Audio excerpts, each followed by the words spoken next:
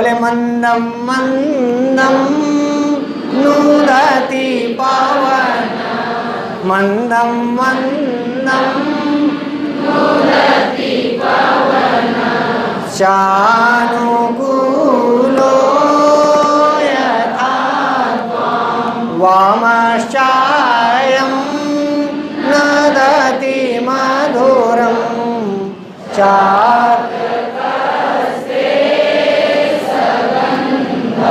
कहा मंदम मंदम पवनः नुदति। पहली लाइन पवन माने हवा, मंदम मंदम माने और नुद प्रेरणे धातु है, प्रेरित कर रही है। बोले देखो यक्षवा कह रहा है मघवा से, कह रहा कि धीरे धीरे हवा बह रही है बे, जिधर तुमको जाना है उधर ही हवा बह रही है।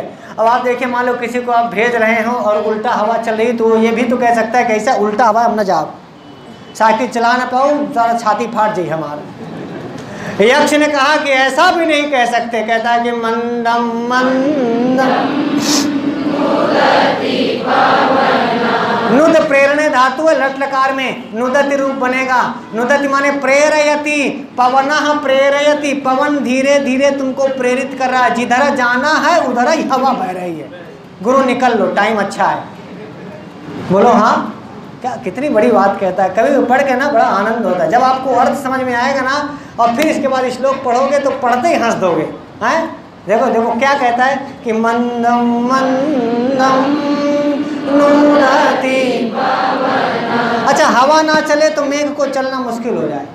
मेघ उड़ता है किससे? हवा से, क्योंकि मेघ में हवा भी एक तत्व है। धूम ज्योति हवा भी तो है इसमें। तो इसने कहा कि मंदम मंदम धीरे धीरे चलत है हवा, ए धीरे धीरे निकल लो धीरे धीरे हवा चल रही है। मंदम मंदम नुदति। जब आपको संस्कृत हिंदी लगने लग जाए तो समझना कि पढ़ लिए। बोलो हाँ, मंदम मंदम नुदति। तो किसी ने कालिदास से पूछा कि ए यक्षवा अनुकूल पवन है कि प्रतिकूल? तो कहा था कि अनुकूलो। कैसा पवनः? अनुकूलः पवनः। बोले अनुकूलः पवनः त्वां मंदम मंदम नुदति। ये अनुकूल हवा त्वां माने तुमको, मंदम मंदम धीरे धीरे नुदति, मानो ये धीरे धीरे हवा तुमको प्रेरित कर रही है। बोले वामश्चायं नदति मधुरं चातकस्ते सगन्धः।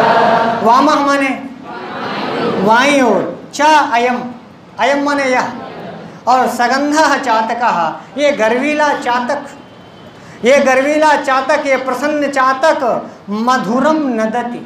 और बाईं ओर चातक का बोलना शुभ होता है। बोले वामश्चा अयम, वामश्चा अयम संधि हो गई, दीर्घ संधि। वाम धन चा धन अयम, चा धन अयम चायम, चाय पीने वाली चाय नहीं। चा माने और, चा माने धीरे धीरे हवा बह रही है। और अयम सगंधा चातकः, और ये गर्वीला चातक, ते माने तुम्हारे, वामः माने बाईं ओर, मधुरम नदति मीठी मधुर मधुर शब्द कर रहा है। बोलो हाँ या ना। सगंधा किसका विशेषण है? चातका का। चातका किधर बोल रहा है? बाईं ओर। और कैसे बोल रहा है? मधुरम, मधुरम क्रिया विशेषण है। वो कैसे बोल रहा है? नदति, कीदृशम नदति? बोले मधुरम नदति। कौन नदति? चातकः नदति। चातक कैसा है? सगंधः चातकः। और अयम सगंधः चातकः, यह गर्वीला चातक, ते माने तुम्हारे, वामा बाईं ओर, मधुरम नदति बहुत मधुरता के साथ शब्द कर रहा है। इसलिए भी तुम्हें क्या करना है? दो बातें आपको समझ, एक है नुदति और एक है नदति। दोनों लट लकार प्रथम पुरुष एक वचन की क्रिया है। नदति का करता है अयम चातका, क्या है? और नुदति का करता है पवना। नुदति का करता है, और पवनः त्वाम नुदति, पवनः करता है, त्वाम कर्म है, नुदति क्रिया है। पवन तुमको प्रेरित कर रहा है, और अयम चातकः, अयम चातकः मधुरम नदति, ये चातक मधुर वाणी बोल रहा है। दोनों लाइनें आपको समझ में आ गई? नीचे आओ, बोले गर्भाधान क्षण नूनमा। अब आप सब गांव से जुड़े हैं, सब लोगों का गांव है कि नहीं? इसके केवल सहरातु प्राणी तो कोई नहीं बैठा, वह बैठा होगा तो भी कोई दिक्कत नहीं। कभी आपने आषाढ़ सावन के महीने में जब बादल घिर आए हों, बादल हों, तो कभी बलाकाओं को, बगुलियों को, बगुलों को लाइन से उड़ते देखा है? कितने लोगों ने देखा है? अच्छा चलो, तब तो पढ़ाना आसान है। यदि आपने आषाढ़ सावन के महीने में आबद्धमालाहा पंक्ति में, वो आपने देखा होगा, कभी गोला गोला पंक्ति बना के चलते हैं, कभी एक लाइन से उड़ते हैं, कभी 2-3 लाइन बनाए रखते हैं, लेकिन लाइन से चलते हैं। आबद्धमालाहा, और जिधर पवन बह रही होती है, जिधर मेघ बह रहे होते हैं, जा रहे होते हैं, उसी पंक्ति से बलाकाएं भी चल रही होती है। जरा कालिदास का ऑब्जर्वेशन देखना। यक्ष कह रहा है क्या? बोले गर्भाधान। अब जो लोग जंतु शास्त्र पढ़े होंगे, जंतु विज्ञान एक साइंस है, जंतु जिसमें जंतुओं का अध्ययन किया जाता है, तो जो लोग जंतु शास्त्र पढ़े हों, मैं उनको बता दूं, आषाढ़ सावन में ही बगुलियाँ गर्भ धारण करती हैं।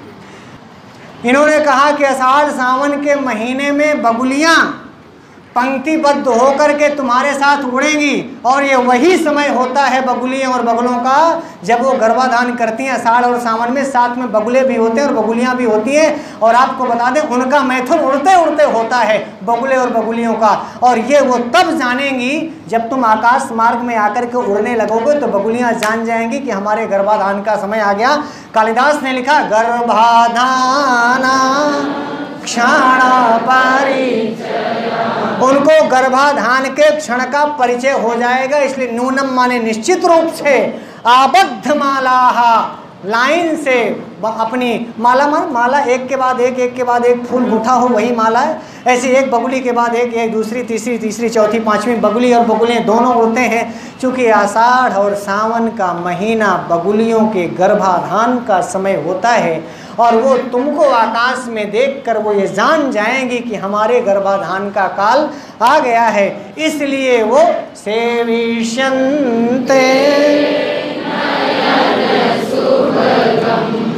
खे भवन्तम। खे माने, खे सप्तमी का एक वचन है, खा माने आकाश, खे माने आकाशे। तो तुम उड़ोगे कहाँ पर? आकाश में। तो बगुलियाँ भी कहाँ उड़ेंगी? आकाश में। और वो तुम्हें देख करके सेविष्यन्ते, तुम्हारा सेवन करेंगी, तुम्हारे साथ उड़ेंगी, अर्थात तुम्हारी सेवा में रहेंगी, तुमका सेवन करेंगी। तुम्हारा भवंतम माने आपका, भवान भवंतम द्वितीया का एक वचन, भवंतम सेविष्यन्ते। कौन? बोले बलाका, बलाका भवंतम सेविष्यन्ते। कहाँ? बोले अखे, आकाश में बलाकाएं तुम्हारी सेवा करेंगी। क्यों? क्योंकि यह उनके गर्भाधान का समय है। इस गर्भाधान के समय से वो परिचित होंगी। तो खे माने आकाशे, बलाकाः भवंतम माने आपको, सेविष्यते सेविष्यते सेविष्यन्ते। क्यों? क्योंकि करता है बलाका, बलाका नहीं, बलाका, बलाके, बलाका। इसीलिए कहा सेविष्यन्ते नयन सुभगम। नयन माने, नयन माने असुभगम माने, तो बलाकाओं के नेत्रों को सुंदर लगने वाले आप। बोलो हाँ। यदि मेघ नहीं आता तो बलाकाओं का गर्भाधान का समय नहीं आता, और मेघों के आने से बलाकाओं का गर्भाधान का समय आया। अब जिसकी वजह से बलाकाओं को बगुले मिलेंगे साहब, वो नयन सुभगम नहीं होगा। बोलो हाँ या ना?